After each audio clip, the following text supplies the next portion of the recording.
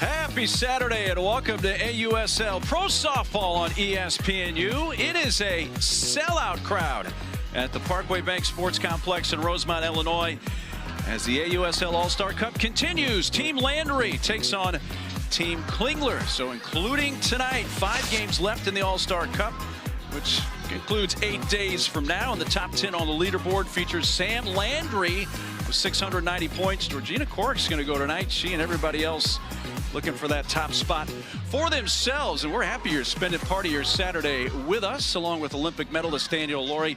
I'm Mark Neely. Down on the field is former Northwestern pitcher Sydney Supley. We will check in with her shortly. So game 1 last night, we see Team Landry beat Team Palacio 6-3. And the power bats for Team Landry, they came alive. They sure did. If you are Sam Landry, you're loving this team that you were able to draft for week 3. The offense came alive. 4 home runs in that game. And to me, it was the momentum that Sydney Stewart was able to create by going up and getting that 70-plus mile-an-hour rise ball off Carlin Pickens. And then you had Megan Grant, 290 feet. Get out of here. Sid Sherrill wanted to join the party and go dead center. And Alyssa Brito said, hey, I'm going to sit on the change piece, and I want to mop it up with my girls as well. 3 home runs, 4 total in that game, but 3 in 1 inning. That offense came to play. Yeah, Megan Faremo is going to go tonight, but their offense is going to be the big story. What is Team Landry going to do? Megan Grant now leading the team with 3 home runs, and their lineup is presented by Easton. And we teased her. You talk about somebody that can rack up the strikeouts. It's Megan Faremo. Well, and I think, too, what I've always loved about Megan Faremo is just the swagger, the energy, that stoic, just kind of confidence that she brings out there in the circle, and she gets fired up, and I am always here for it. I love that little extra edge in the circle by Megan. This crowd is fired up with you, Megan Faremo, and everybody else. The sellout crowd ready to go on this Saturday night in Chicagoland, and we are underway. Oh, yeah. They're out in force tonight on a beautiful Saturday night. A little bit breezy, but the sky's mostly clear. As Morgan Zirkle leading off. This is a player that may set some All-Star Cup history tonight. Playing on the home field that she spent the regular season with the Chicago Bandits. And sitting at 91 career hits in AUSL play for her, which is just 1 from tying for the record Victoria Hayward set in her 5 seasons. And I like it. Megan Faremo has started this at bat with that changeup, and then you see her go back to that at that 1-2 count, 58 miles an hour. I just think establishing that so early, right? She's someone that can throw the ball 70-plus miles an hour. I just love that change of speeds.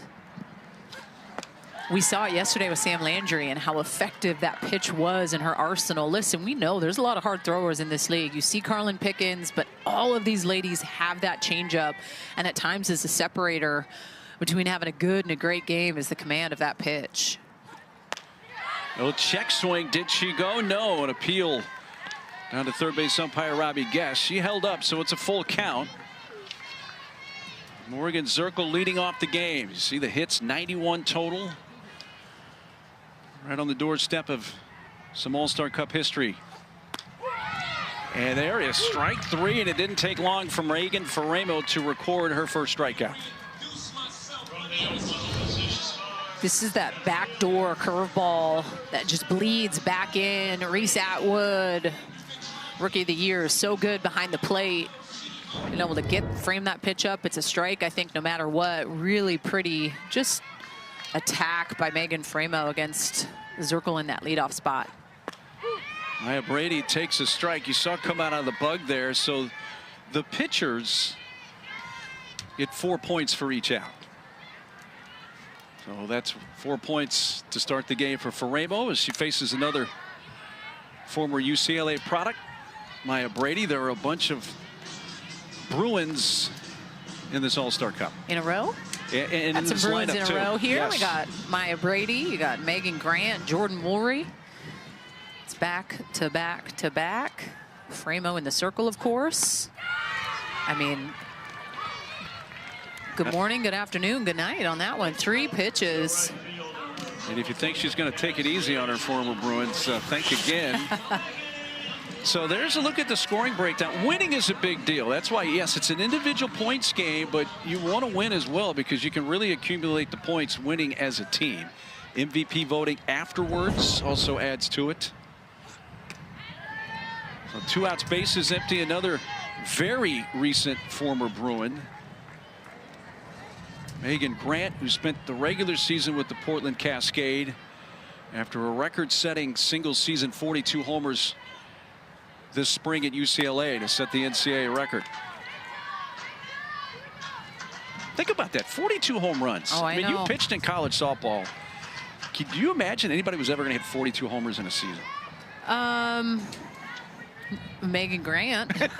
I do feel like the record was there for so long. It the was. fact that it was able to get broken, you can't ever take away how elite these hitters are. They have a lot more information at their fingertips, I would say, than maybe we had back in the day. But at the end of the day, it's putting the bat on the ball on a good pitch and being able to repeat that. And that, to me, with all the things, right? I mean, I think she was close to leading the nation in walks as well, because people always wanted to kind of go around her to get to Jordan Morey.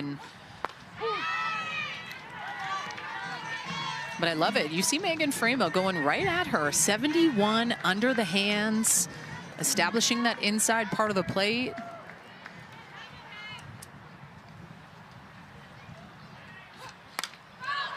That looks like it's going to get out of play. It will. Watch there by the third baseman, Sydney Romero.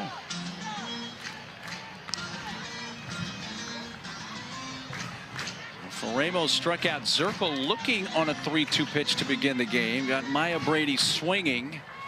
Fell behind in the count to Megan Grant. Brings up another 3-2 pitch. Honey, are you kidding? Striking out the side, Megan Framo on 17 pitches. Little Bruin on Bruin matchup going her way.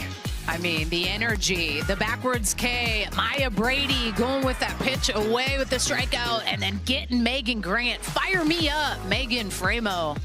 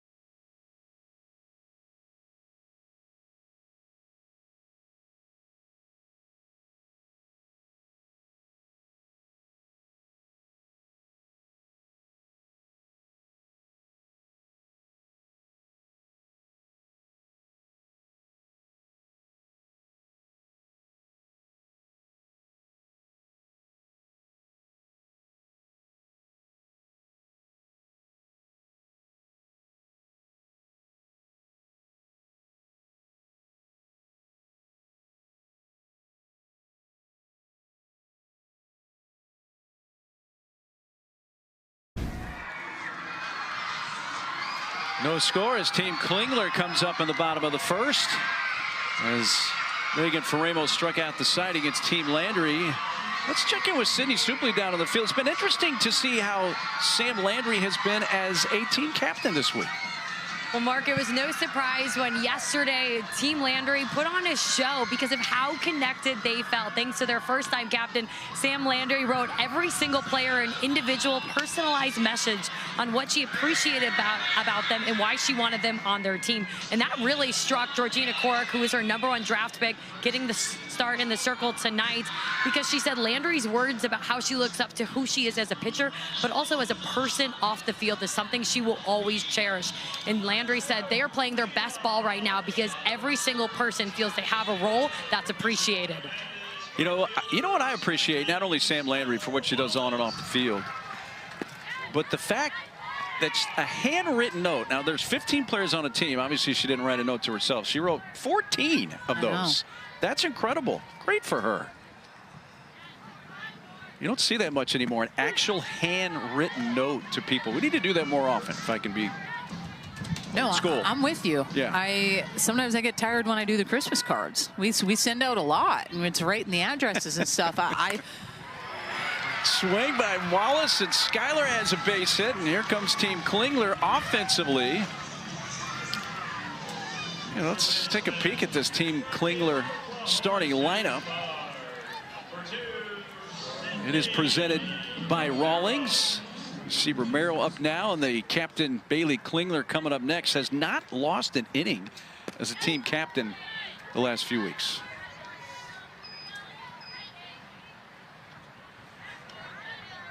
There's the captain, Bailey Klingler. And we get our first really good look at Sydney Romero, at least as a hitter, since she was awarded the Rawlings Gold Gloves 6 days ago. Yeah, pretty special. First one here for AUSL. No one better than Sid the Kid. So good. Sid's been a lot of fun to watch this year. I mean, she's kind of up the weight room stuff. She said she feels a whole heck of a lot stronger. I mean, the 9 home runs in that AUSL season just go to show. Really impressive. And, you know, the older you get, I think you understand you can play this game at a higher level because you start to understand your body a little bit more and the things that work and the things that don't, what that off-season grind looks like. That one grazed her, and it will go as a hit by pitch of Romero. The first two are on against Georgina Korick. Georgina has been absolutely nails in the circle here in this All-Star Cup. Yeah, I feel like she's done a really good job at just being able to hit good spots. I mean, the AUSL season, Korick was the real deal, right? That Talon's pitching staff with Montana Fouts, Korick, and Megan Framo were dynamic. And that's, you look at, you know, they didn't even need to go to a game 3. They didn't even need to go to Megan Framo for game 3. Georgina Korick got the start, and Montana Fouts was able to close out game 2 where they beat the Bandits in College Station. Ball's hit to left field and back a step to make the catch. It's Morgan Zirkle. And there's the first out. It's a loud out off the bat of the captain, Bailey Klingler.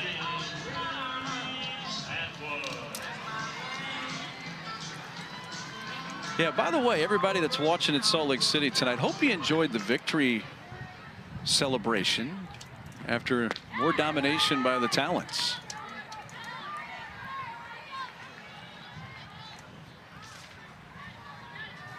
There's Reese Atwood, who spent the regular season with the Carolina Blaze. I know that's a team that you really enjoyed watching in the regular season. I did. I loved getting to watch Reese Atwood coming off her second national championship at Texas and then getting to catch Carlin Pickens. It was the AUSL Rookie of the Year, rightfully so. She was so good. And just sturdy behind the plate, no doubt, but just offensively, I mean, Reese Atwood put some extreme numbers up. Boy, that off-speed pitch at 59 miles per hour and a strikeout for Georgina Korick is her first. And this pitch just almost seems unfair, right? She just pulls the string on it, and you see Atwood how far in front. It just goes to show how good that pitch is. And that's really the difference maker for Georgina Korick. Like, when I look at her over the course of her career, it really has been that pitch that just makes everything that much better. She can throw it at any count, no matter what, high stakes pressure moments. It's always in her back pocket, which means it's always in the back of the hitter's head. So the first two reached against Korick, but now it's 2 on 2 outs. A little bit into Jadelyn Alchin. 2-ball, 1-strike count on Jadelyn. Facing her Talons teammate, Georgina Korick. Just a little bit off that outside corner.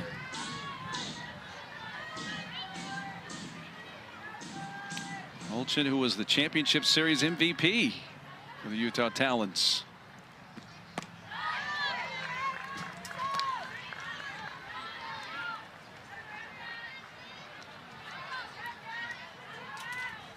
Next pitch from Corrick will be her 20th of this first inning. Softly hit right side, and the play is going to be at second base as Jordan Woolery to Cahalan covering there. She had the play in front of her there, and no challenge. The call will hold up, and that takes care of Team Klingler in the first.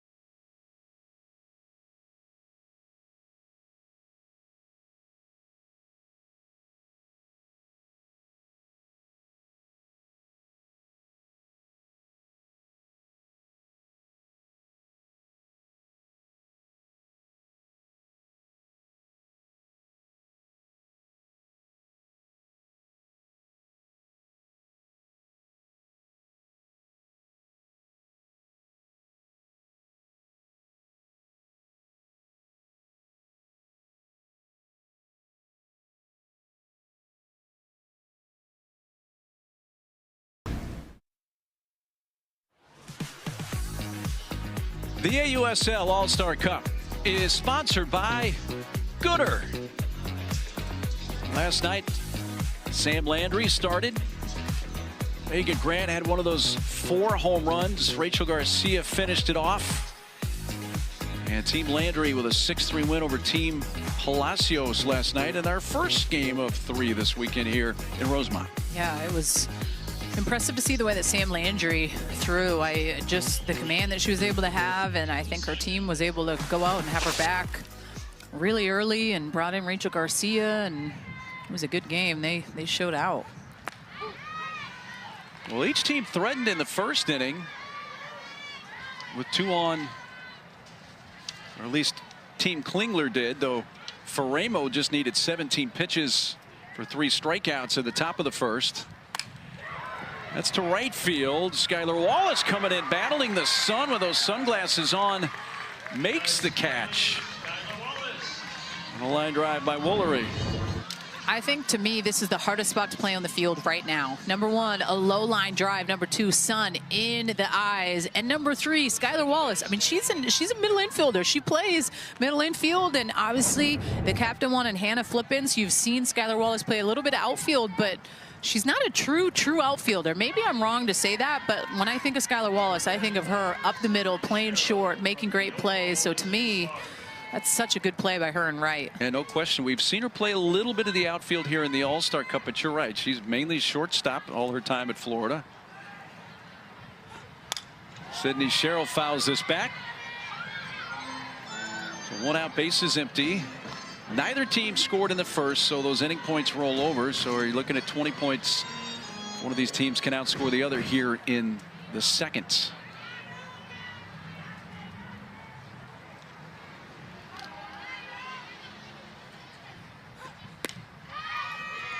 Just off the outside corner.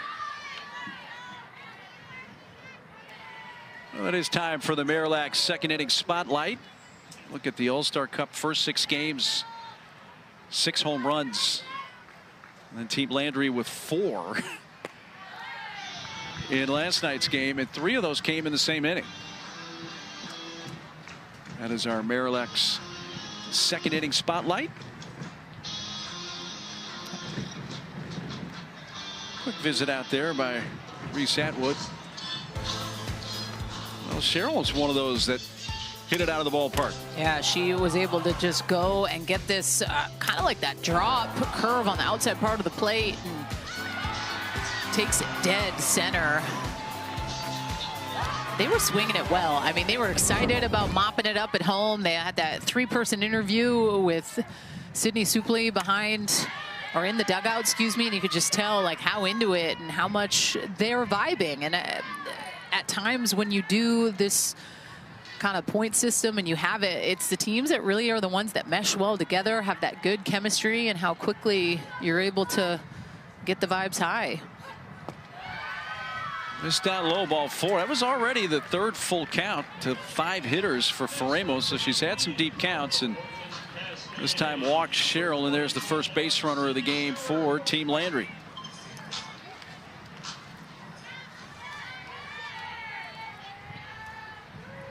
Sends up another Sydney Stewart. She takes a first pitch strike.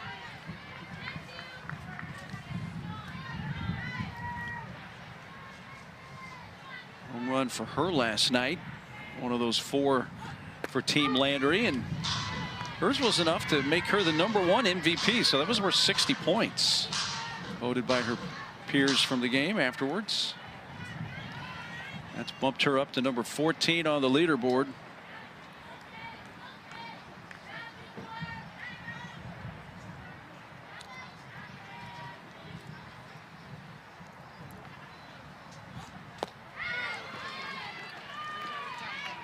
And that is strikeout number 4 already for Faremo, 2nd out of the inning. Well, a nice job going downstairs. You see her get over this pitch, that drop ball that has some good wiggle down. No doubt about it.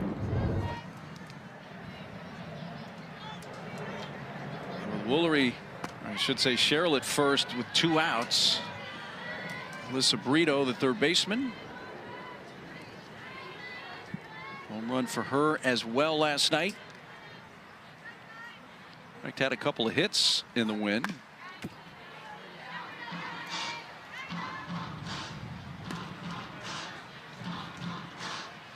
She was one of the 3 Rawlings Gold Glove finalists for AUSL,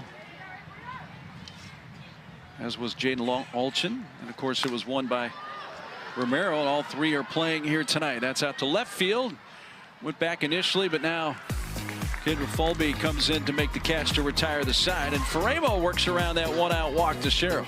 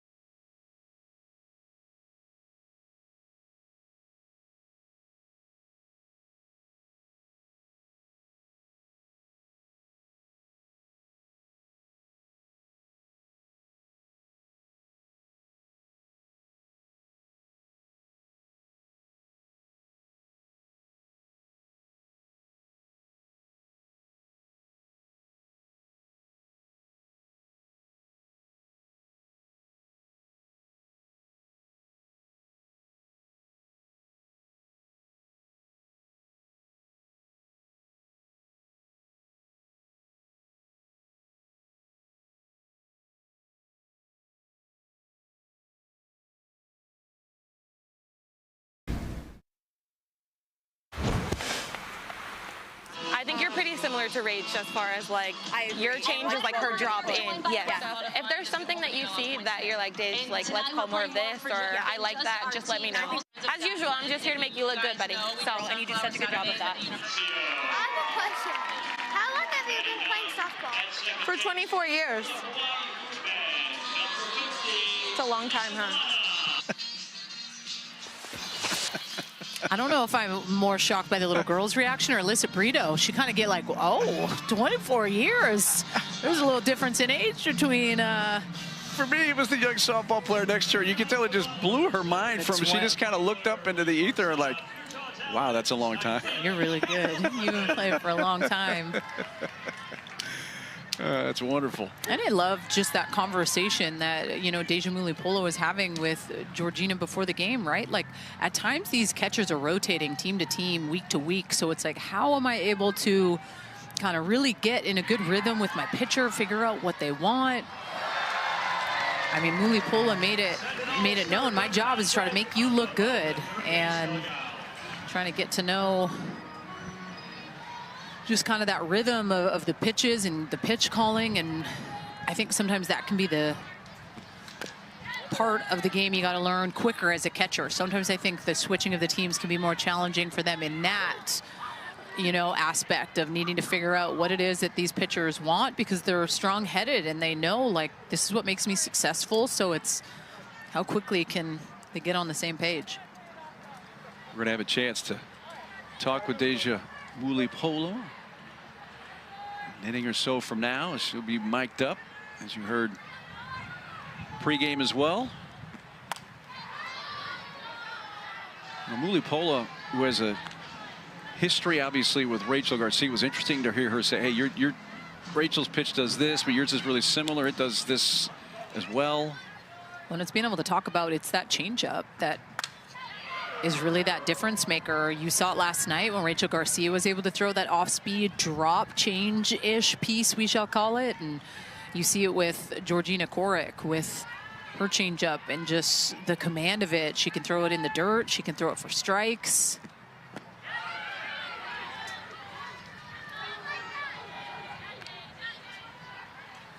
All in 2 strikes. And a flip and leading off here. The second inning for Team Klingler. No score. 7th pitch of this AB for Hannah's into that breeze left side of the infield. Cahalan, who was the defensive MVP in last night's game for Team Landry, squeezes that for the first out. There's your leaderboard. You see all 45 players listed with Landry up top right now. A lot of these players in the top 10 you're going to see as well tonight. Now, it's a little bit lopsided because you have Team Landry playing for the 2nd straight night, Team Klingler playing for the first time this weekend, so they're a game behind technically.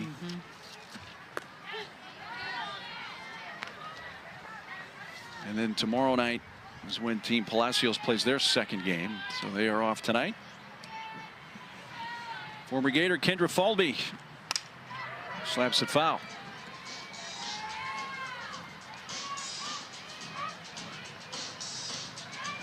Spent the regular season with the Portland Cascade.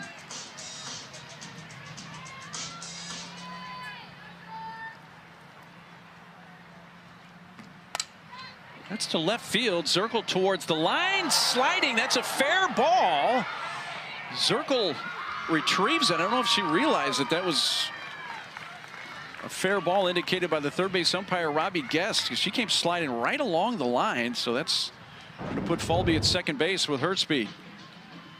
And I'm take another look. I think that's on the other side of the line. That's what I'm saying. I think that was foul. I think that I might go for the challenge on this. I know what Zirkle's thinking. She's thinking, I should have caught it anyway. Yes, Yeah. yes. But it looked like she was about a half step or so into foul ground. And it's where she touches the ball. It doesn't matter if part of her body is touching fair territory. It's where the ball is.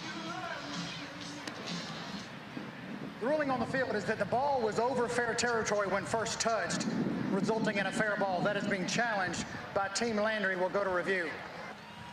So they will review it as you hear. Now, the tough part is there's not a camera that goes right down the left field foul line. But is there enough from this angle to overturn the call on the field? Ooh. Ooh, now that's a great look. We do have it down the foul line from the foul pole, not up the line. So I see a little bit of body in fair.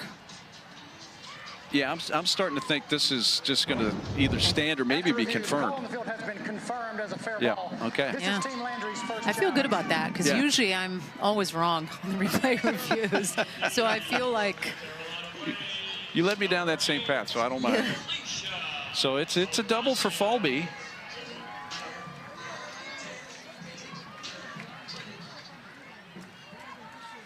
So a two-base hit for Kendra, her first hit of the All-Star Cup, and her fourth at bat. And Alicia Casio handling the DP role here for Team Klingler.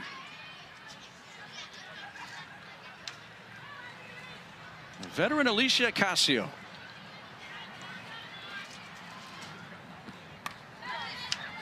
She won the All-Star Cup a handful of years ago. Number 40 on the leaderboard right now. Softly hit towards the middle, gobbled up, and the throw not in time. Cahalan had a long way to go to her left, and Ocasio legs that out. So an infield hit for Alicia Ocasio. And Alicia Ocasio too, coming from the left side, a ton of speed up the line. Ooh, close. Well, they just burned one of their challenges. Oh, speared by Cheryl, like turn two. Unbelievable. That was fantastic, and suddenly they're out of the inning on a crazy double play with this pick by Sydney Cheryl. Yo, this is so good. This is textbook. Sid with the little swipe over to Cahalan, over to Woolery. So good. Fire me up. Quick break from the action, guys. And to those of you who've already subscribed or clicked to like and follow us, we certainly thank you. And you probably already received your free gift, and you can skip ahead. But for those of you who have not yet clicked that subscribe or follow button, we would like to ask you to do that for us because it really helps the channel. And we really appreciate those who support us so that we can keep making great content and growing this channel. So stay until the end of this video where we'll say thank you for watching and supporting us, but we'll do it in a tangible way you can personally enjoy and one that really brings actual value to you by giving you your choice of one of these 21 great digital guides or manuals you see on the screen right now covering a wide array of useful subjects. And you'll even be able to read their table of contents before you decide. And that's how we know that each one of you will find something helpful and beneficial to your life's current journey or your future goals. They're valued between $19 and $27, but completely free. We'll see you at the end of the video and then provide you the simple steps to go get it and select yours. Now back to the action, folks. Yeah, that play at first, as you could see, was really, really close. And it looks like they're going to challenge this, Team Klingler. Still. That was so good. Yeah. But it is a big deal here because a run would score if they overturn the call at first base here. Because Falby was going to score if they don't turn the double play.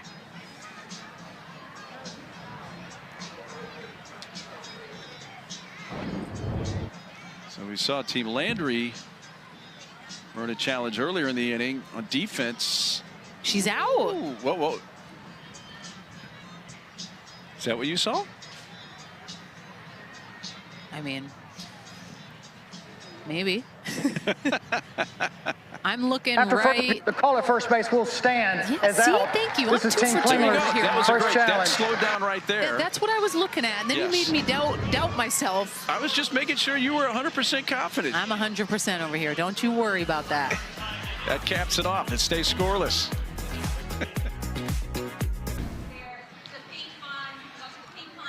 The inning points roll over again here into the third inning as Team Landry comes up. We're mentioning some of the past champions. Alicia Ocasio, one of those past champions from 2021.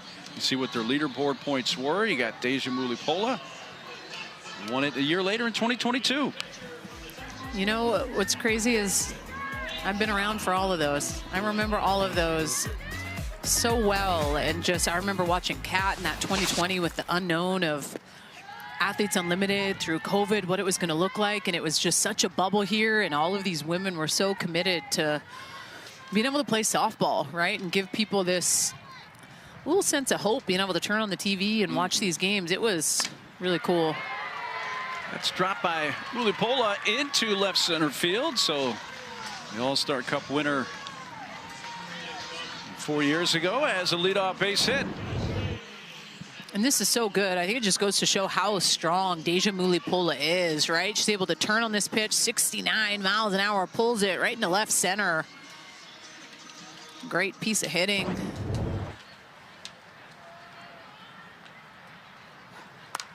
Swinging at the first pitch, Cahalan popped up to short and flipping hauls that in near the second base bag. Faremo gets the quick out, and that's going to flip the lineup back to the top. Again, this third inning worth 30 points. As the inning win points have rolled over here into the third.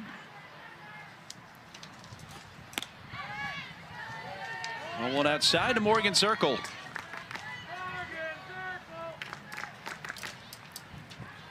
She battled Faremo to a full count in the first inning and was called out on strikes.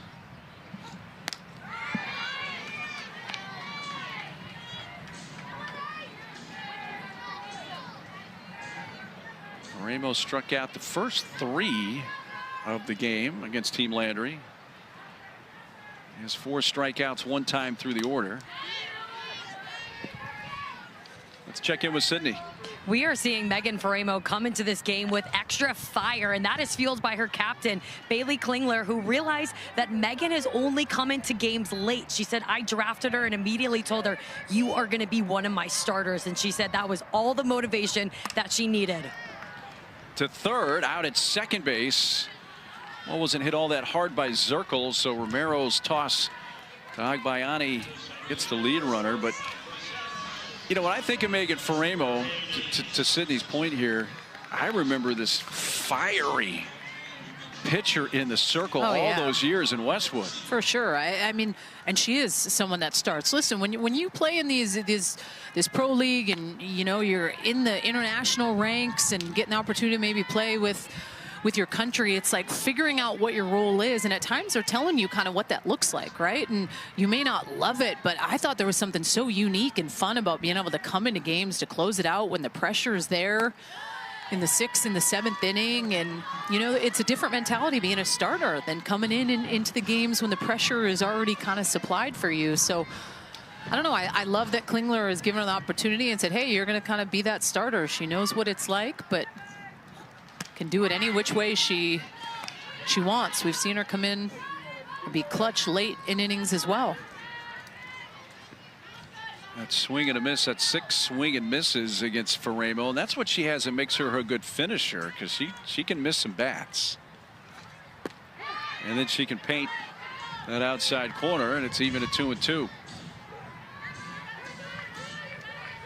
Facing Maya Brady, who fanned swinging her first time up in the first inning.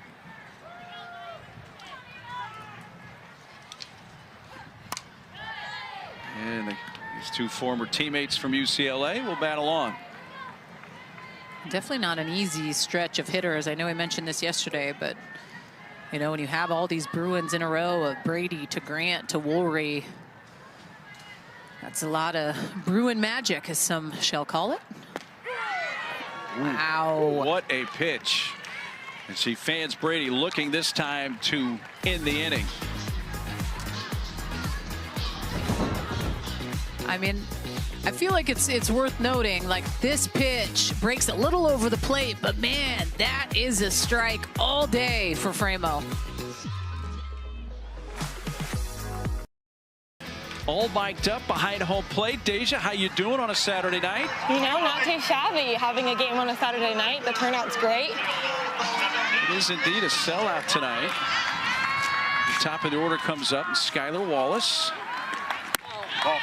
I feel like, too, man, with this weather, you're coming off of playing with those You know, Texas Volts, that hot Round Rock sun. This must feel like a nice, cool night for you, huh? That was brutal. I'm not going to lie to you guys. It was hot. I'm enjoying the Windy City for sure. Nice. Good job! We had you mic'd up, obviously, throughout this game and had a little clip where you were talking to, you know, George before the game about just kind of similar with the drop off-speed pitch to Garcia. But how fun has it been for you to get to know these pitchers and connect with them and call pitches? And is it harder than you thought, or is it just something you love doing? You know, now that this is my 5th or 6th year being in this league, I have the advantage of saying I've worked with everybody, luckily, under my belt. So when you have a brainiac like Georgie who knows what she wants on the mound, it makes my job to call pitches so much easier. Good job.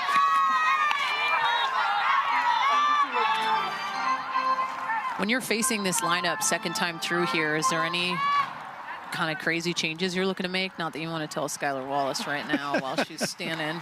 Nothing crazy, especially when we were pretty successful. Obviously, we got beat maybe just on some infield things, but just keeping these batters off balance. Everybody is here for a reason. It's the All-Star Cup. So I think just making sure that we're sticking to Georgie's strengths, but also not. Good job! Close pitch. Also not being too predictable with our pitches.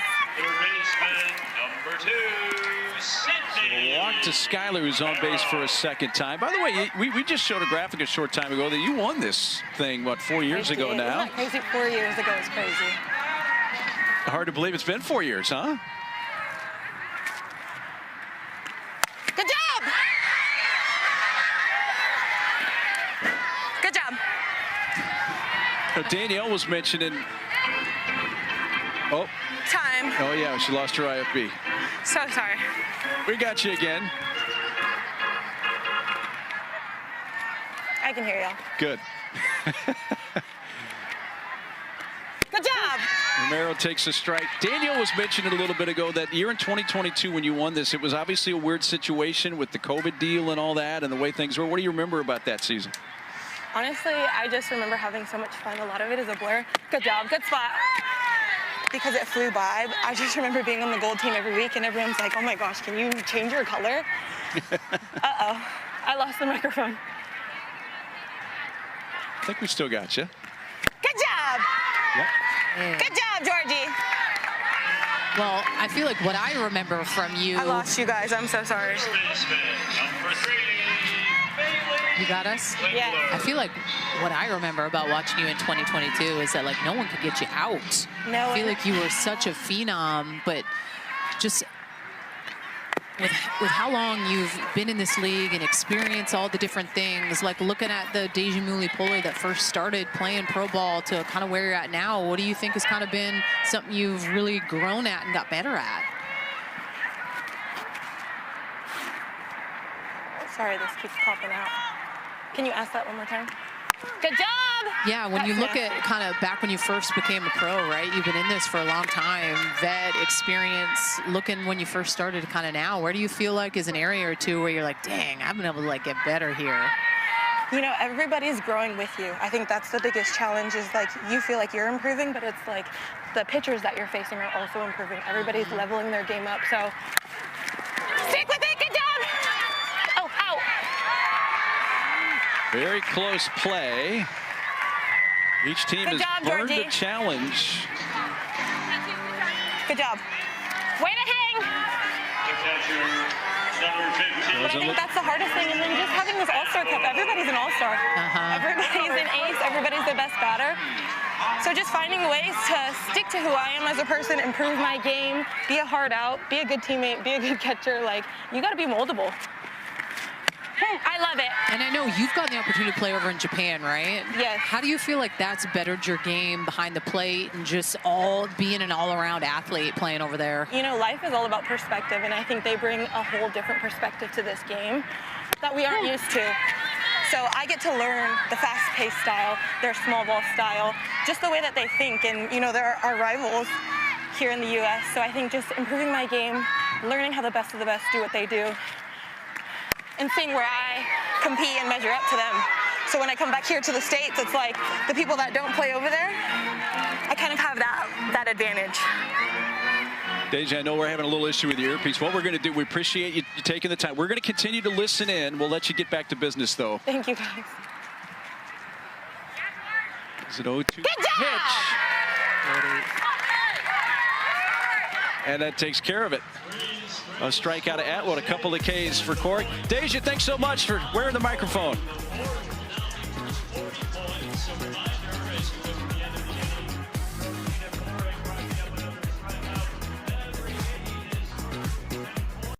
League World Series, softball and now baseball. I know, it's a lot of fun to watch. I look forward to the month of August, getting to tune in. Softball kicks it off, and then you have the 2 weeks. I think it's pretty close to 2 weeks for the baseball. I do feel like the Little League Softball World Series has to up the food game. I am saying that I think more legit food trucks need to go. After watching the boys here and all these little, you know, cheese steaks and all the goods. All right. Now, you obviously were there in North Carolina. I was there. That, so you're speaking yes. experience. Just a friendly suggestion to keep continuing to up the game there, huh? I do. I always think that's, you know, we go to the Women's College World Series. It's, ooh. Liner off the glove of Klingler, the shovel in time.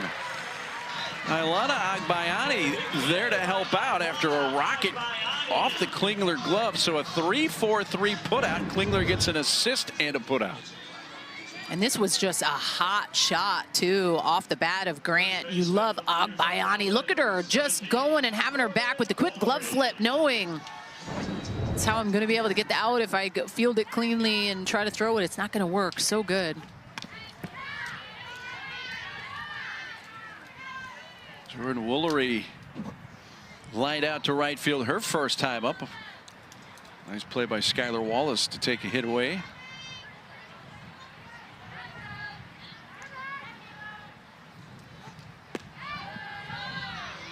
Off the plate from Faremo. No score. We're in the top of the fourth. The inning points have rolled over once again. 4 hits in the game, 3 of those for Team Klingler.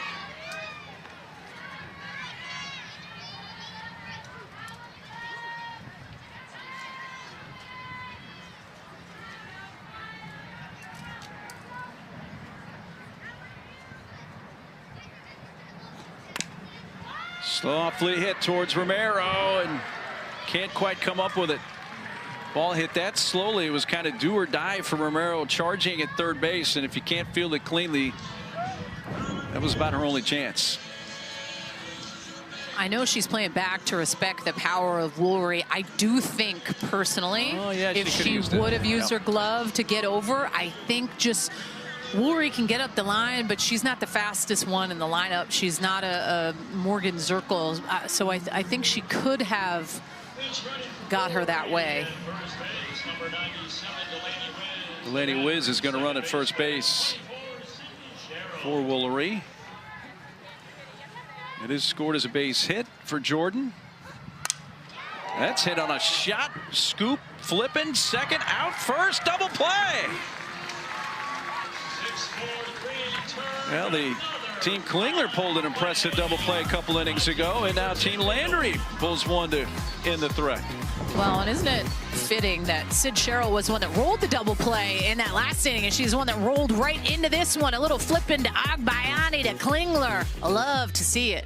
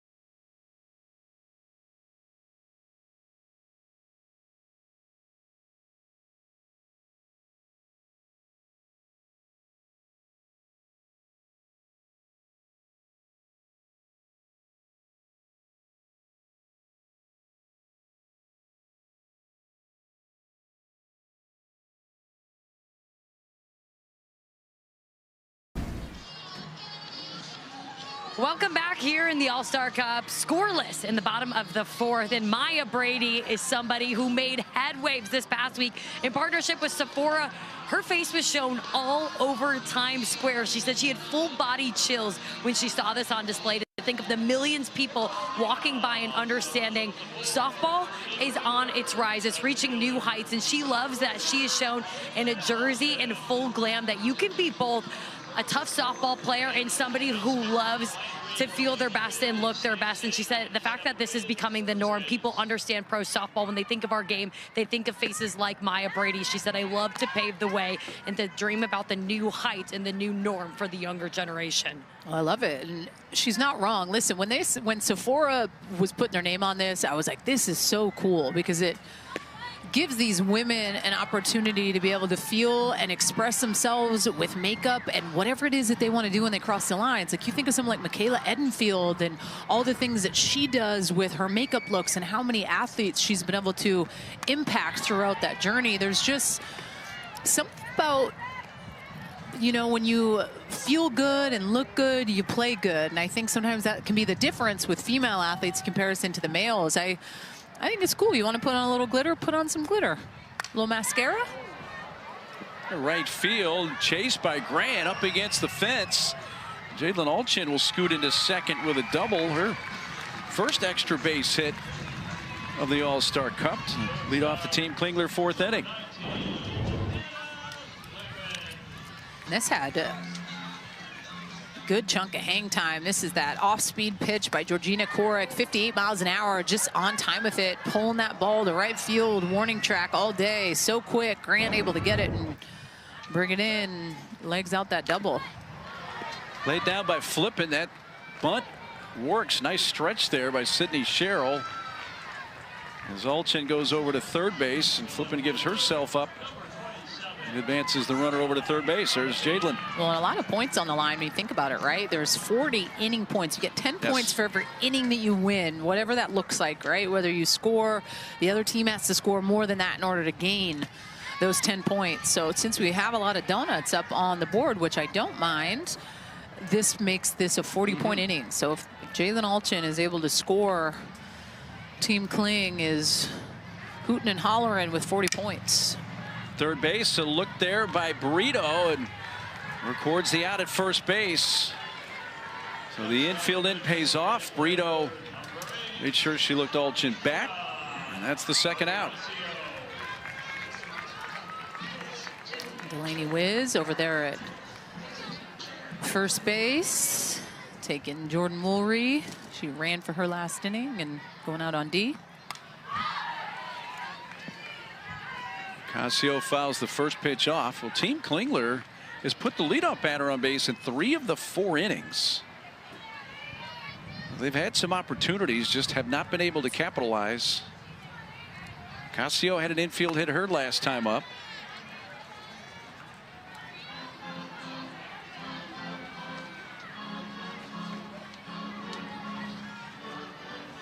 Team Klingler's had 6 chances with a runner in scoring position. This is another here with Alchin at third, and now 2 outs in this scoreless game.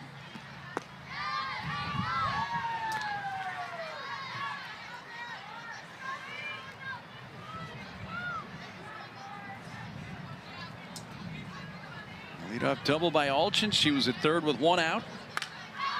Another foul off the bat of Ocasio.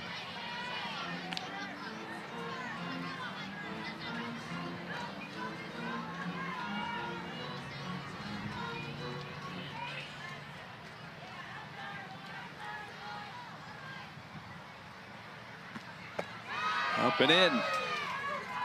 This is the bottom of the fourth, so those roll over 40 points are just sitting right there for Team Klingler. They can force this run in from third base. Well, Korek just keeps bringing it right in on the hands. She does, and that to me is always kind of one of the most impressive things with George is I always feel like she doesn't miss very much, right? And at this level, with the ability to be able to sometimes have a ball to a ball off the plate, it's better to miss away than it is to miss over the heart of the plate. And I feel like she always does such a good job of painting corners and sneaking in the change. was away that time. The count has gone full. Good battle going here between Ocasio and Corrick.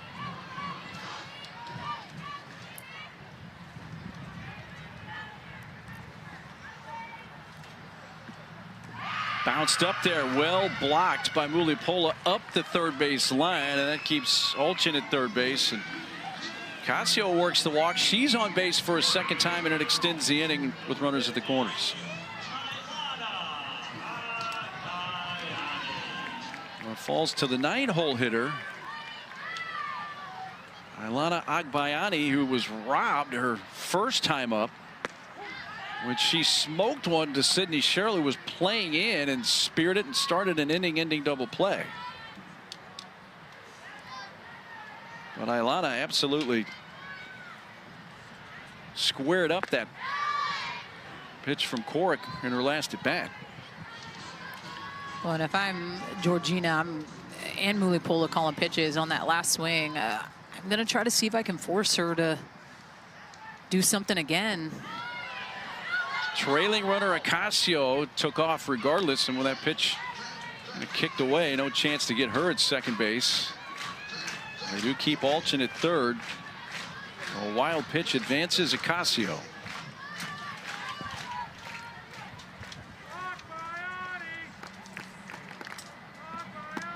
Outside again to Agbayani. By the way, Agbayani, exit velo off the bat for that liner she hit to Sherrill back in the second inning was 71 miles per hour. And again, Sherrill was playing in. Yes.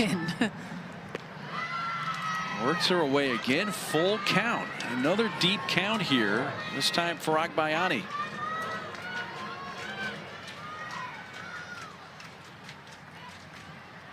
Wallace waiting on deck. Well, and that's what you need to do, right? You have to spoil that pitch because it's such a hard pitch, and at times you don't want to leave it up to chance. So are you able to foul that off? And at times you'll see a good chunk of swings and misses on that changeup, but Agbayani working hard in the 9 spot. 3-2.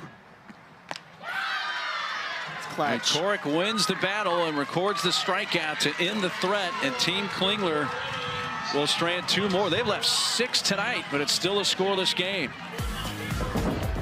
Well, I can appreciate the fire. You see Georgina Corrick goes up with the rise, but to me, it's the reaction, the fire. Let's go.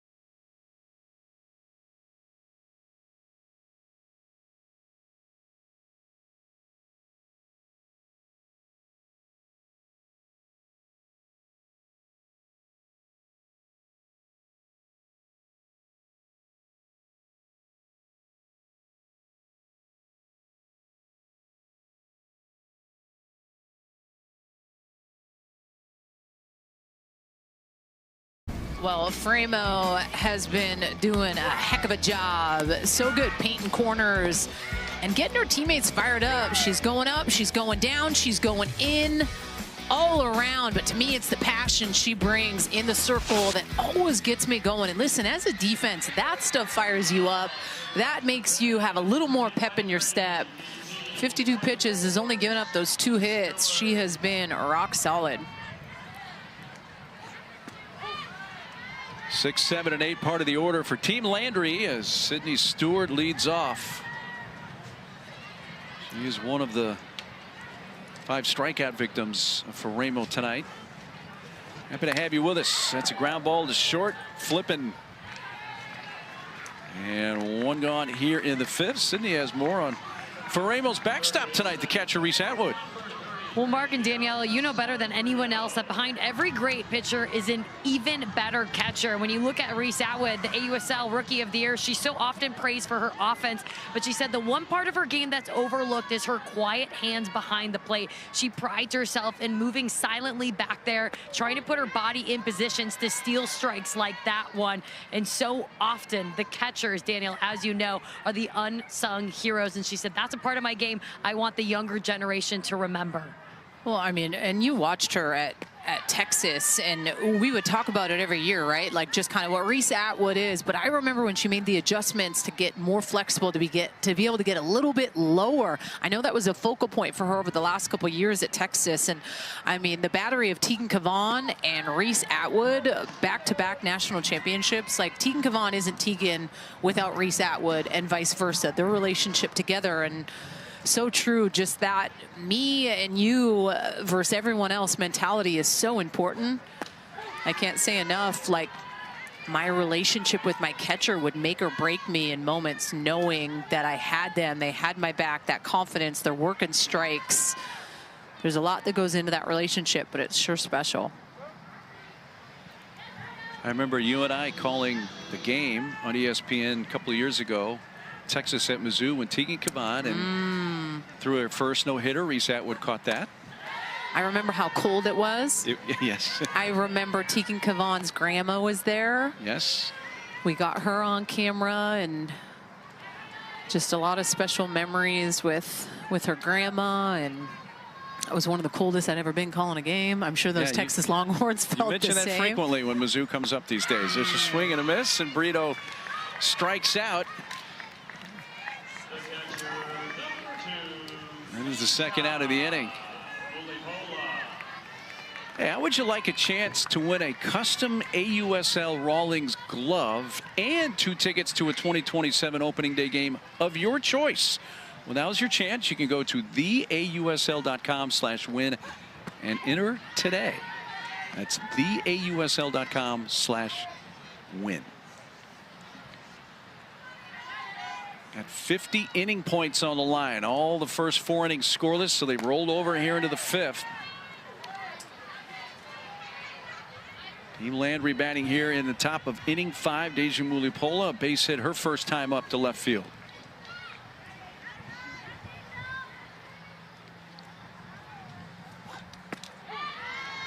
Six strikeouts now for Ramo, which is a high for her in this All-Star Cup.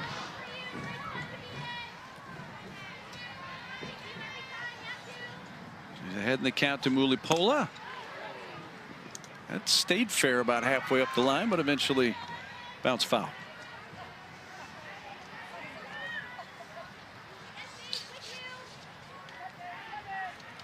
Yeah, back to your and Sydney's point. I mean, pitching is 1A. You got to have it to win in the sport. But right behind that is you got to have a great receiver and catcher that can handle the staff. And for Ramo and Atwood doing that tonight, Atwood tags out Mulipola to complete the strikeout. 2 Ks in the inning for Ramo.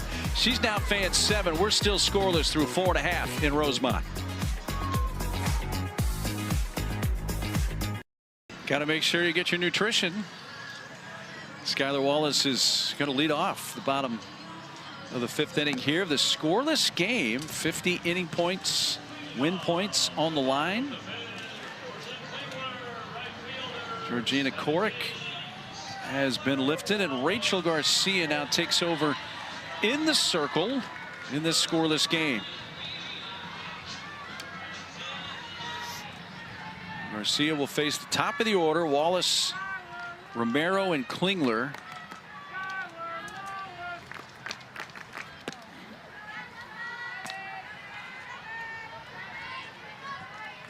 You know, Korick pitched well, obviously 4 scoreless innings. We saw her pitch count a little higher than normal for that amount of work that we're used to seeing from her. And I think too, sometimes in a little bit more of a shortened season with maybe not as many games, it's like, okay, hey, maybe 2 times through the order, I want you to go. And then we're going to bring in someone else. I mean, these pitchers know what it's like to throw 7 innings. We saw Georgina Corrick do it multiple times, or Rachel Garcia. But I do, you know, you're playing 3 games in a weekend and that's it. So it's making sure that, you know, all of your workhorses in the circle are getting some opportunities as well, right? Rachel's that go-to arm for the Texas Volts. It's starting sometimes 2 games in a series. Rachel pitched 3 innings last night, gave up 2 earned runs, 4 hits. Through 54 pitches in those 3 innings, so pitching on back-to-back nights here in Rosemont. Paints the outside corner, and it's a full count on Skylar Wallace.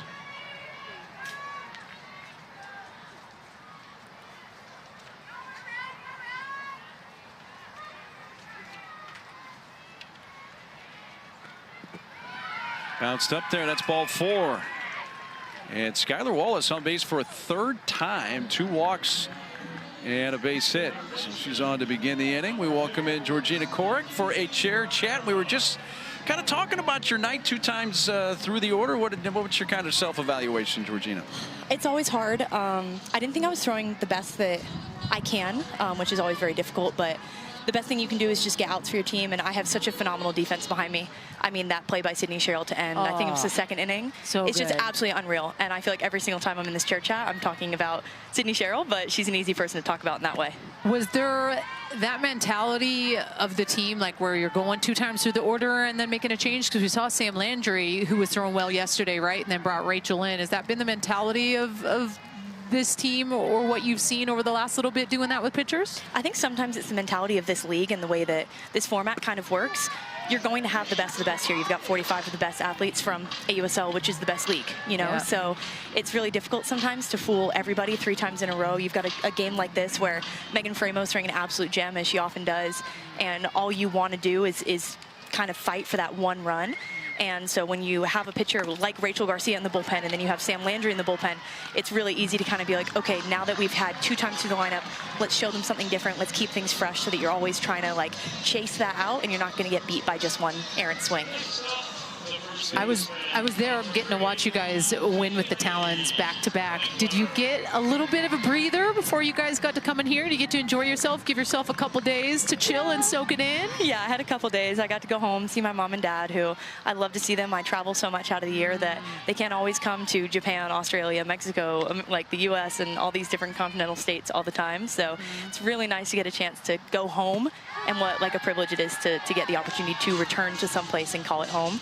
So I was very excited to go there. Got to go on the boat, got to hang out on the beach, which I'm a sunshine girl, so it was everything that I craved. And thank goodness we're finally getting some sunshine in Chicago. It's been real dark and gloomy for the last couple weeks. Well, and not too hot too, which I think is nice to see. Oh, good job, Kinley. What a cannon on her. I just wanted to know how you stay so level-headed through it all, right? You're playing in the Japan League, you're playing it with Great Britain, you're playing in AUSL, you're playing an All-Star Cup. Like, how do you, being who you are, just stay so neutral throughout these grind months? Because you are putting in a lot of time playing this sport. I think it's such a good reminder that like we get to do this, and this is the thing that I've done since I think I went to my first softball tryout when I was 6 years old. You know, I had the terrible bob. I used to play with my hair down. I've thank goodness learned how to brush my hair. It took a long time and a lot of tears. But it's been one of those things that every one of these amazing places I get to go, the people are incredible, my teammates are incredible, and it's really easy when you're struggling and not feeling the way that you want to feel to lean on them in those big moments. And as always, I'm always reminded by like the power of people in this league, because as much as these are 45 incredible softball players, they're also 45 incredible people. So some of my greatest friends, who will be friends for the rest of my life, play here, and it's really fun to be in one place with them and get to kind of experience that together. Oh my gosh, Kinley. So good. She's so good, man. Let's go. Thank you guys so much. Thank You are always fun to watch. I think you're more fun to talk to. Thanks so much, Georgina. Cool. Wallace is stranded, and that takes us now through 5, still scoreless.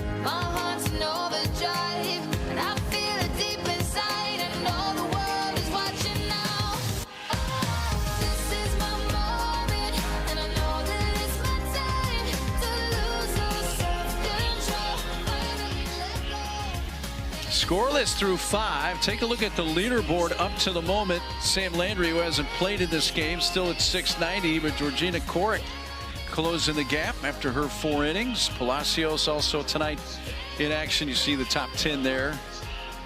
As we move on here into the 6th of this scoreless game. The inning points will roll over here into the 6th inning now. And as you see, we have a whole new battery here for Team Klingler. Let's start in the circle with Kat Sandercock. Yeah, bringing in former Florida State alum, Chicago Bandit. Kat Sandercock tends to be a little bit more down in the zone. That good drop ball can go upstairs if she needs to as well.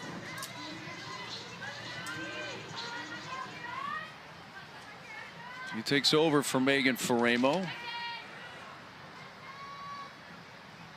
Tossed 5 innings, struck out 7. Most strikeouts for a pitcher in an outing in this 2026 All-Star Cup.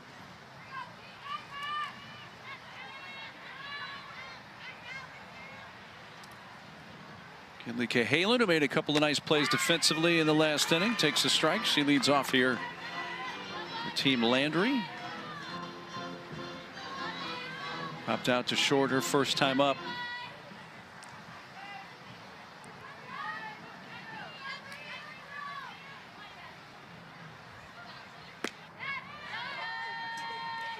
That's Michaela Edenfield, who's taken over behind the plate catching, so total new battery here for Team Klingler. You can see the makeup there you were talking about on Love it. Michaela.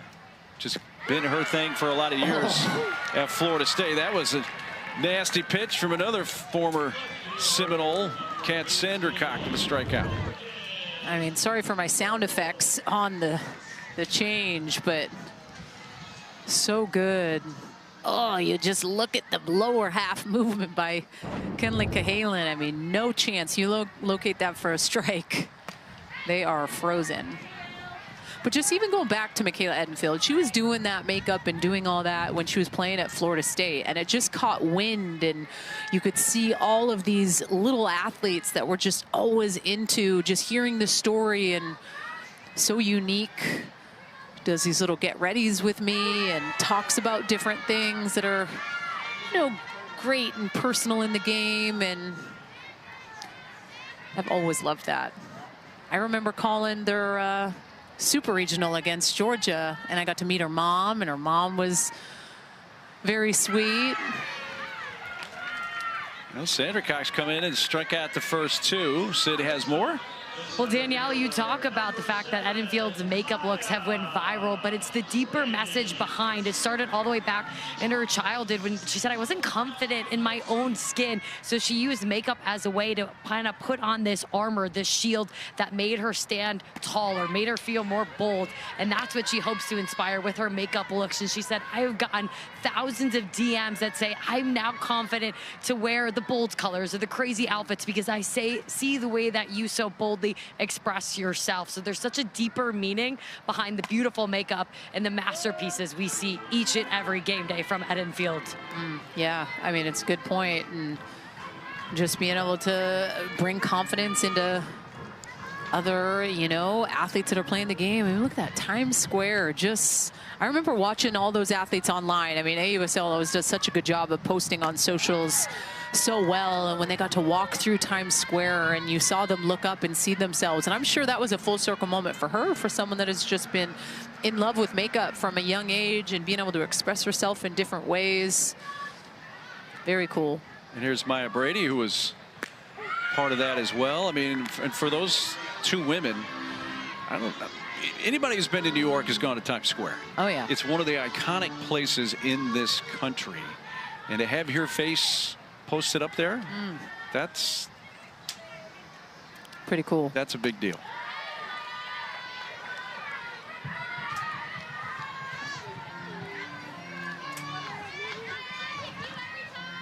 Full count on Maya. 3-2 pitch coming from Kat Sandercock. Wow. Struck out the side. I love it. You have a little good morning and the Kenley Cahalan change to good afternoon and then a good night. The drop into the lefties is fierce. Pitching and defense tonight. Sydney Sherrill's been a big part of that defense for Team Landry. It really is why we're still scoreless going to the bottom of the sixth. Let's take a look at tonight's play of the game. Presented by Mizuno, the official ball and helmet of the AUSL. This double play in the second was incredible. Well, the exit velo off the bat was, I think you said 71 miles an hour for then Sid Sherrill to be able to scoop it. She's playing in that runner on third to then go over to Kenley Cahalan at short to Rory for the double play. No doubt. That's one of the best plays that I've seen in a really long time. And you even heard Georgina Korek still talking about it in the chair chat. Like, that's one you'll remember. That prevented Falby from scoring from third. And as you could tell on that play, it was bang, bang at first base. And it was challenged by Team Klingler. And the replay said, yeah, she was out. And that completed the double play, kept it scoreless. And it's still scoreless here last of the sixth with Olchen leading off. She had a leadoff double to right. Fourth inning. Well, Team Klingler's had the better scoring chances. They've stranded 5 tonight.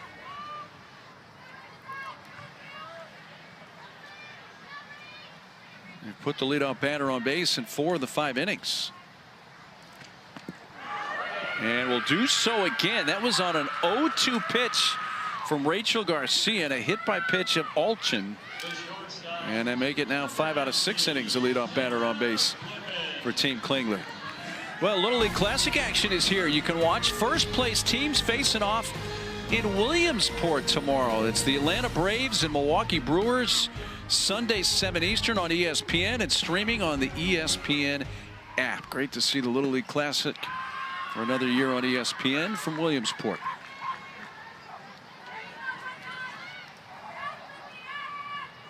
Here's Hannah flipping.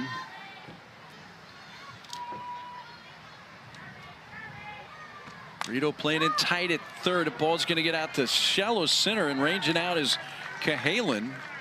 And Kinley hauls it in. Retire flipping for the first out. You see the leaderboard up top zipping through. Sherrill up to 6th place. Cahalan's been busy at shortstop as well. We're going to have a pitching change here, and Sam Landry's going to call her own name here and take over for Rachel Garcia. So Garcia goes an inning and a third of relief. So Landry coming in for Team Landry. More on her when we come back.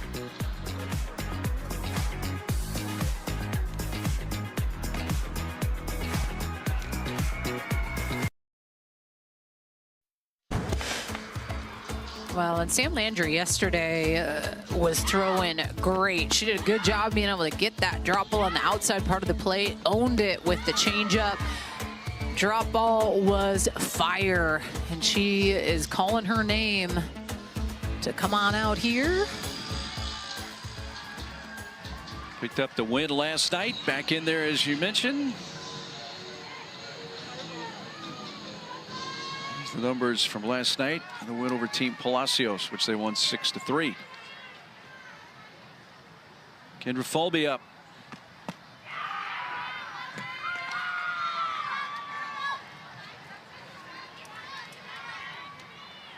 Kendra doubled to left. In the second inning, a ball that Zirkle tried a sliding catch along the line, couldn't come up with. They wound up stranding Falby at third base thanks to that great double play turned by the Team Landry defense, started by Sydney Sherrill.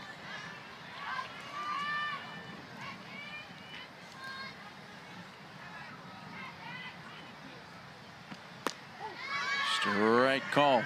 And you can see that they made the change as well with Sid Stewart behind the plate, and it just kind of goes to show those Portland Cascade ties, right? Like getting to play together throughout the season, I think is, you know, so cool to be able to have someone behind the plate that's been with you all summer.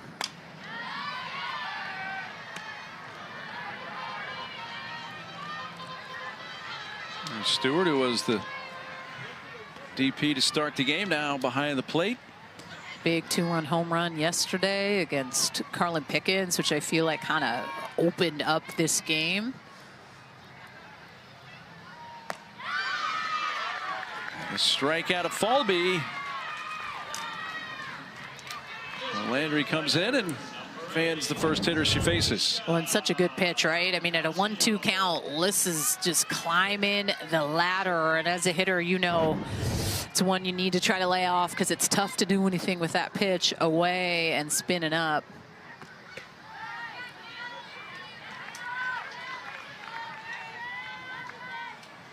She made a huge jump up the leaderboard after Series 2 last weekend.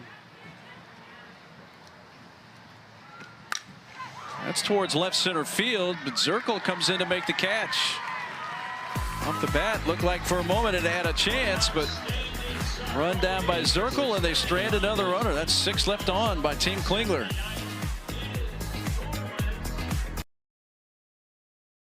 Scoreless game going to the 7th between Team Landry and Team Klingler.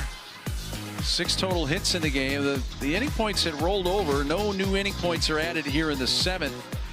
So basically all the inning points, all 60 win points, are going to go to the winner of this game, the winning team of the game.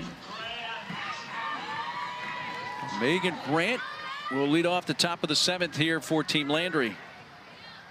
Ooh. I think she was geared up, ready to heck. I'm not someone that talks exit velo all the time, but I do know she is one of the hottest here. I mean, that's just 82. 82 miles per hour. Can I get a hum, babe? Mm.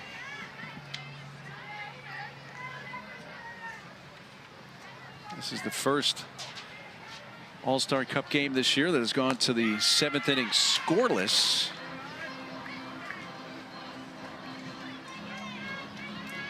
Sandra Cock came in an inning ago and struck out the side. All 3 batters she faced in the 6th. Grant, Lady Wiz due up 2nd in the inning, then Sydney Sherrill.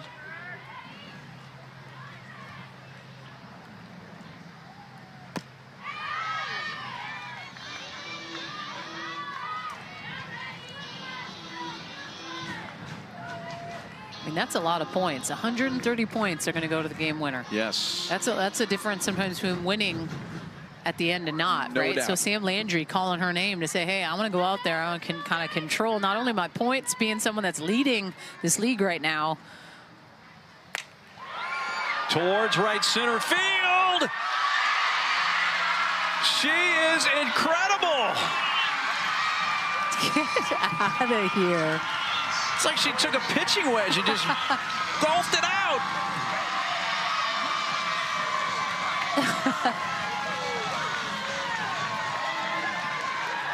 "75 miles per hour off the bat, went 245 feet.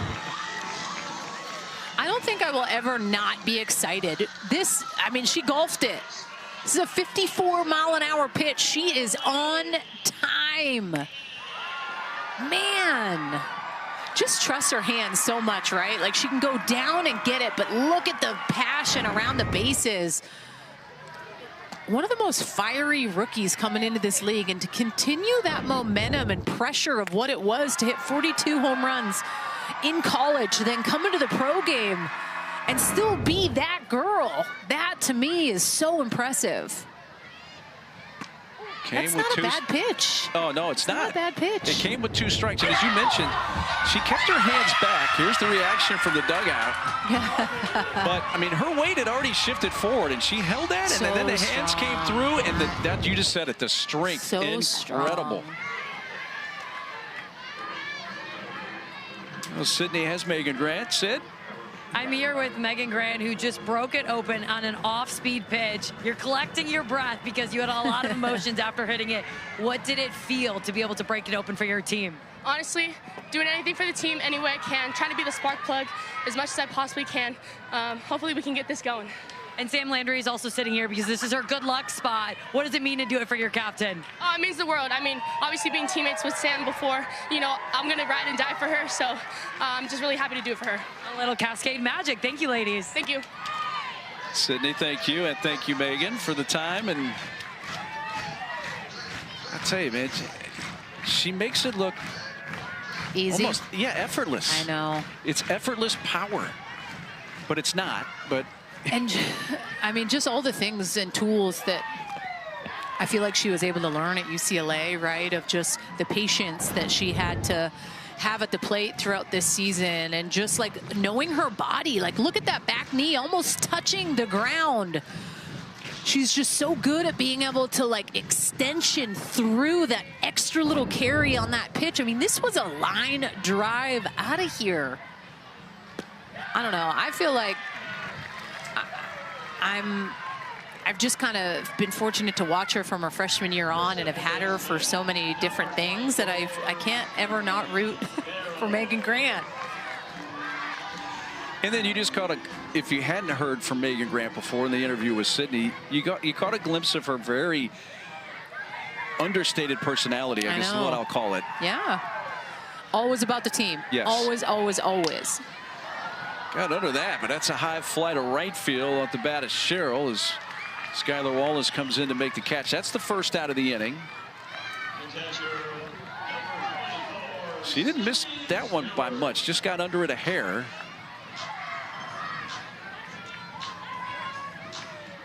So Sandercock gets the first out of the inning. She'll face the now Team Landry catcher, Sydney Stewart.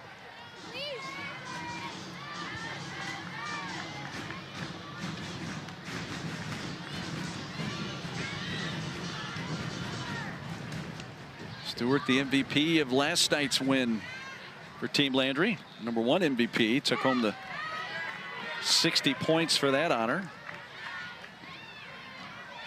That had to be a tough vote with all the home runs they hit last night. She launched it over. And that had so much carry and height, and to go up and get a 70+ mile-an-hour rise ball off of Carlin Pickens, like that's really, that's hard to do. That was a pitch I know. I was like, you got to tip your cap if you're Pickens, right? It changed the game. Not a bad pitch, but it did. Yes. It kind of like really opened up that game for the offense with Team Landry for sure. Right on the inside corner. Great pitch there from Sandercock. Gets Stewart looking. 4th K for Sandercock, 2 outs. Well, and you could just see Sid's body moving, thinking that it's such a ball, right? And just no way. Backdoor action on the inner part of the plate. Such a pretty pitch.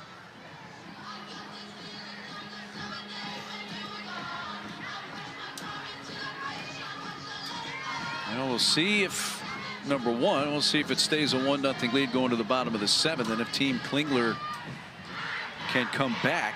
Team Klingler this week, last week I should say as well, won both games. That's going to allow the runner Delaney Wiz to go down to second base.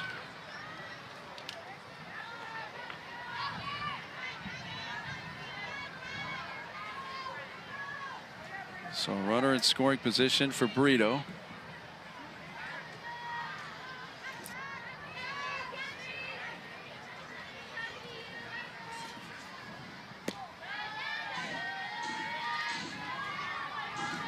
Two balls, no strikes. You see Megan Grant's got the journal out. I don't know if that's a UCLA thing, because Megan Faremo does the same thing. Yeah, I don't know if it's a UCLA thing, but I do know that Megan Faremo has been doing that since her time back at UCLA. I wonder what people would pay for that notebook.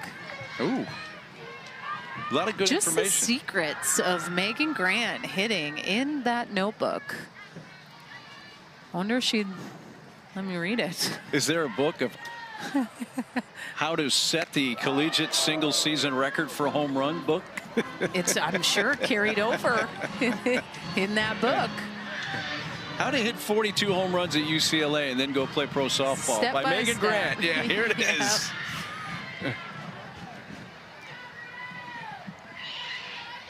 3-1 to Brito. Second walk of the inning. It extends it. A couple of base runners with 2 outs. Well, and it's funny that you bring that up. Like, Maddie Husky had played in this league. She played for the Corona Angels. She played at Washington. She actually brought to practice this binder full of stuff. I didn't get a chance to read it all, but it was literally all her time playing with the Corona Angels and all the hitting things with Marty Tyson. And I don't know, I just feel like it's such a cool thing to be able to go back on and look at and listen. If you don't know Marty Tyson and the Corona Angels, I don't know if you are a true softball fan, because to me, I played with his daughter Dina Tyson at Washington. The Corona Angels are the real deal. I know Trisha Ford made mention of it to me, of like when they look for athletes at times, they're looking for those Corona Angels because they are coached hard. And I get the opportunity to coach with Maddie Husky and just hear about her times with Marty, and she has a notebook too. Talk about doing the little things. I call that a little thing, but it's really a big thing when you are that dedicated to your craft. And it's a tough game. Yeah. This game is going to humble you, and I think sometimes being able to go back and read through the hard days and how you were able to get over it is at times the only thing you need to continue to keep working and working and working. I mean, can we zoom in? What does it say there? I'm just kidding.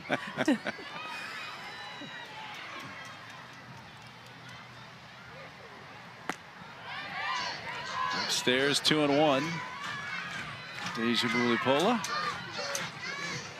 Grant's leadoff home run has broken the scoreless tie here in the top of the 7th for Team Landry.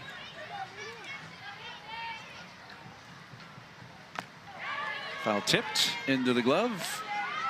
2-2.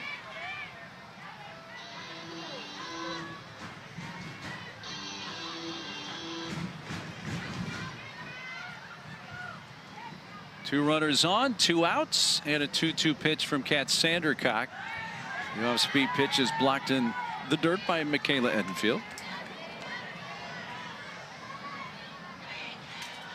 Now the runners will get a chance as soon as the ball leaves the hand of Sandercock to get a running start off their respective bases.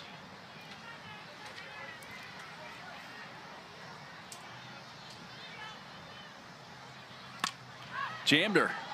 Tough play. No play for Flippin,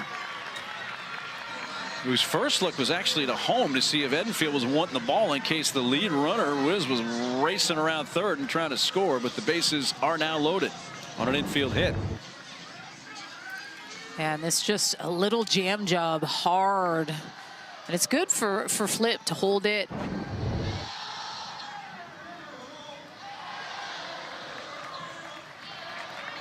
It's funny, the GM of the Cascade, Jamie Lowprice, texted me saying the cost for that notebook for kids these days is going to be about 42 squishies and Nidos and all the things. And Mark Neely, my partner, does not know what that is, but I know that the kids that are listening, you know how hard it is to find them Nidos. Well, Megan Grant will take them, 42 of them. Saw Bella Dayton come in as a pinch runner, and Lexi Kilfoyle is going to pop out of the dugout for Team Klingler.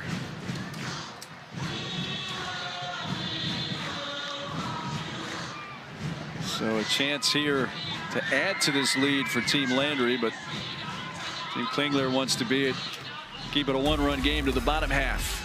Hey, a reminder, you can tune in tomorrow and watch the Washington Spirit versus the Orlando Pride in WSL action 4 Eastern time on ESPN2, and you can also watch it on the ESPN app.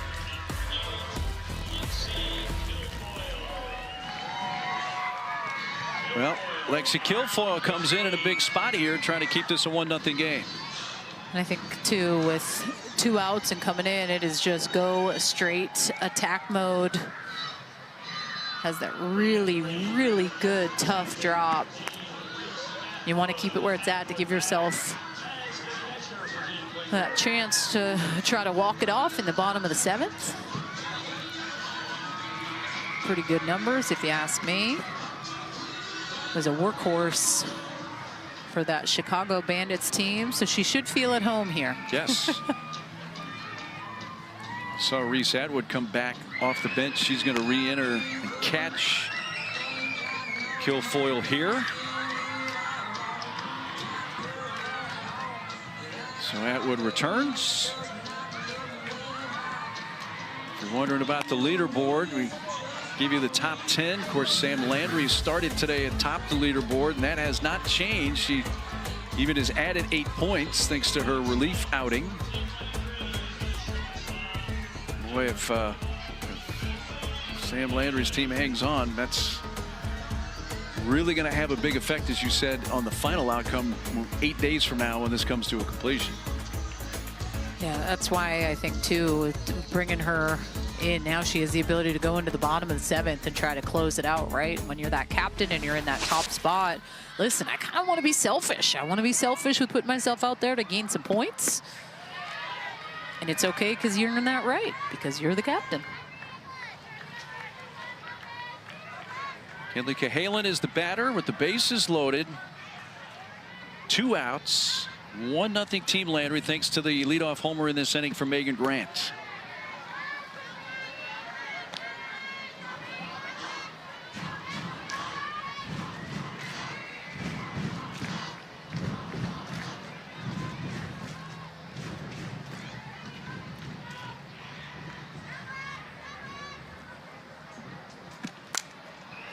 That's popped up, and Romero makes the catch to retire the side. But the scoreless tie ends thanks to Megan Grant with 2 strikes beginning this inning with a home run that was notebook worthy. I mean, notebook worthy all day. Listen, this is one of the best hitters in the world. Stepping up big, getting the first run on the board for Team Landry.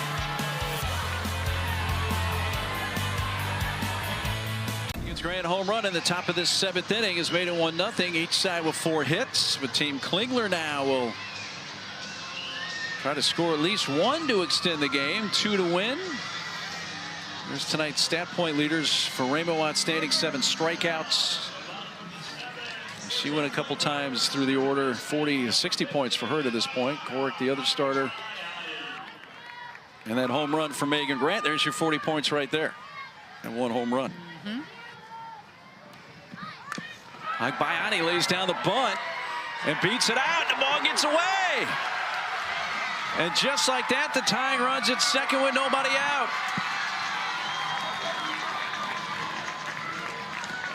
Agbayani reading the defense. Lays one down, base hit, and a throwing error. So single E1, she's at second. And what a little fire starter in that 9 spot. Look at the speed up the line. So good. Notices the ball gets by at second, no doubt about it. Listen, if you're wanting to win this ball game in the bottom of the 7th, she is who you want up to get the party started. Now passing the bat up top, Skylar Wallace for her 4th ups of the game. And Wallace has not made it out tonight. She's been on base 3 times, a single in the first, and then has walked her last 2 plate appearances.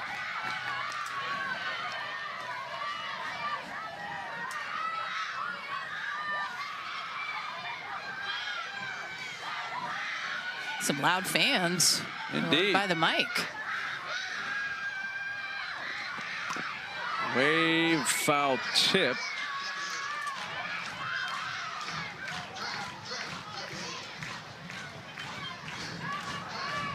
I think they got in trouble.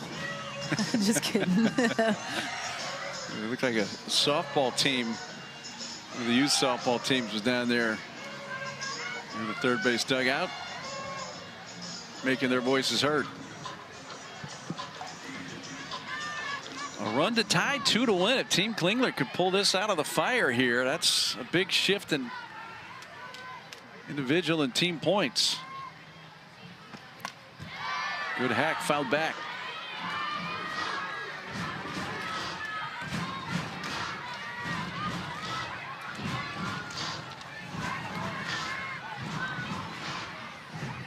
Landry came on, picked up the last 2 outs in the 6th.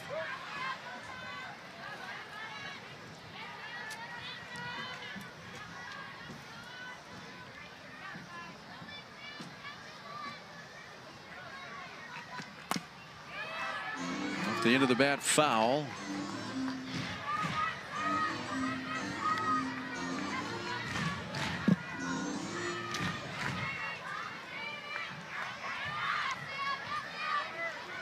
Sellout crowd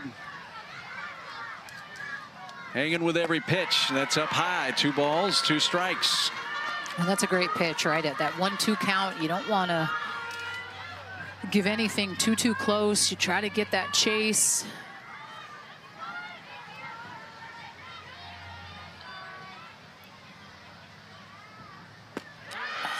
And the off-speed pitch when she needed it, a swing and a miss, and they retire Skylar Wallace for the first time tonight. A huge first out for Sam Landry. I mean, look at this pitch. Look at the location at this count. The spin, over 1,700 spin. That ball is moving 55 miles an hour.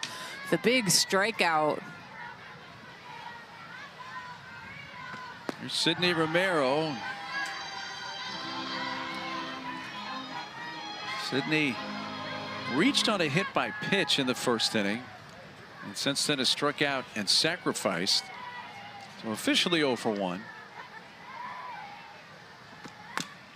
That's a chopper left side. Brito takes the out at first. No chance with the bouncy ball to the third base side of the infield for Agbayani to try to advance. So now the tying run still at second, but with 2 outs. Team Klingler down to their final out, and the captain's going to come up.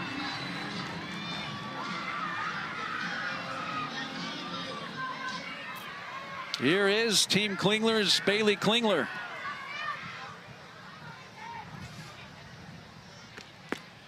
So here's the game on the line, and the 2 team captains are squaring off right here with a ton of points on the line. I know, she could go Tater here and win it.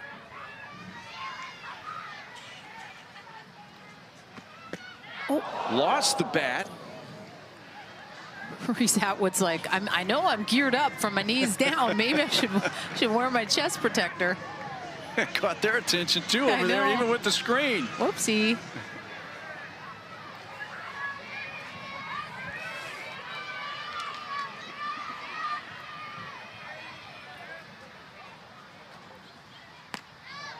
Klingler lays off. 2 balls and a strike. Tying run at second. Winning run at the plate.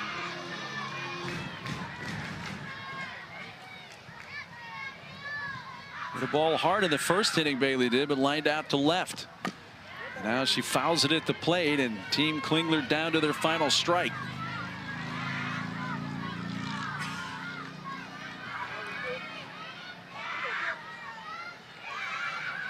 Captain against captain, with the game on the line.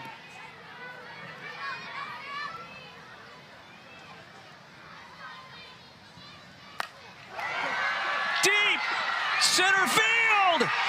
Wow! Klingler walks it off. What a Saturday night in Rosemont.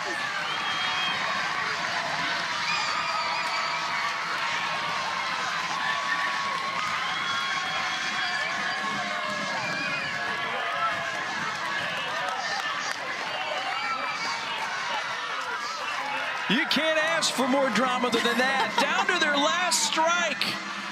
And the whole game just turns on one pitch, and it's over. You set it up. Captain versus captain. What a moment. Unbelievable. I mean, goosebumps. Listen, these little moments, man, they are just ones you remember, and we're going to hear all about it. Well, Team Klingler didn't lose it all last week. They didn't want to lose this week in their first game, and the captain made sure of it. Got a pitch to hit pretty much down the middle. And Sam Landry knows it. She knows it. But to me, it's a couple pitches prior, Mark, where she got jammed up on the pitches on the inner half. But for her to be able to open up her hips a little bit sooner, to be able to get to this pitch, 69 miles an hour in, 71 miles an hour off the bat, out of here, captain wins it. Let's go. Sydney is with the hero, Bailey Klingler. Hero is exactly right, Bailey. Down to your final strike. What kept you believing in the box? I think just our quality at bats all the way around. Lana getting on is huge. We had great team outings. Like, we stayed on the base path and just keeping it simple. There's no need to make the moment bigger than it is. Just keeping it simple for my team. To be able to do it as a captain and to lead the team the way that you did, what does it mean to you to get the win for everyone? Yeah, I think they make it easy to play for. They're such a great vibe from top down, and our pitchers threw so well. We had once again, great team at bat. So I was the one tonight, but it could have been anyone, you know? When you look at this team, what do you think it says about the group that you built, the DNA with the players that you drafted, that you kept fighting until the very end? Yeah, I think it's just a testament of them being pros. I love this team so much. I look around and I'm inspired all the time. So they're pros, and they know how to play the game, and they just inspire me. Well, tonight you're the ultimate pro, but I know your team is excited to celebrate you. Thank you for the time. Thank you. Sydney Bailey, thanks very much. What a game. The Megan Grant homer in the top of the inning for Team Landry. And Bailey Klingler with her team down to their final strike out at center field to win it 2-1. 130 points. That just shifted with that one swing from everybody on Team Landry to everybody on Team Klingler. I think that could be a 190-point at bat right there for Bailey Klingler. Getting the MVP points, no doubt about it. Like, just the captain. I can only imagine, like, the adrenaline running through you. Like, you live for those moments. To be able to be the one in that situation, to hit that, 2 strikes, game on the line. Like, so special. Extra shout out to my dog, Washington Husky, Bailey Klingler. So good to just see her step up and do that, and she takes that top spot. She does indeed. That's updated. Obviously, they're going to vote on MVP, so Bailey might have, as you mentioned, 60 more points to add there. That vote comes up a little bit later after we go off the air. But wow, what a game. What a Saturday. This was an incredible game to watch. It was. Listen, you don't get to see pitchers duels very often anymore in this generation of the game. So when you can see these tight ball games, you see a Megan Grant home run, you see a Bailey Klingler captain win it, walk it off. I'm all about it. Listen, I don't get many dates with you anymore calling games, so I'll take it. That was fun. And that video right there of Landry's reaction and Klingler's rounding the bases, wow. That was incredible. Once again, Team Klingler wins it 2-1 over Team Landry. For Danielle Laurie, our great crew, hope you enjoyed this one. This was fun. So long from Rosemont.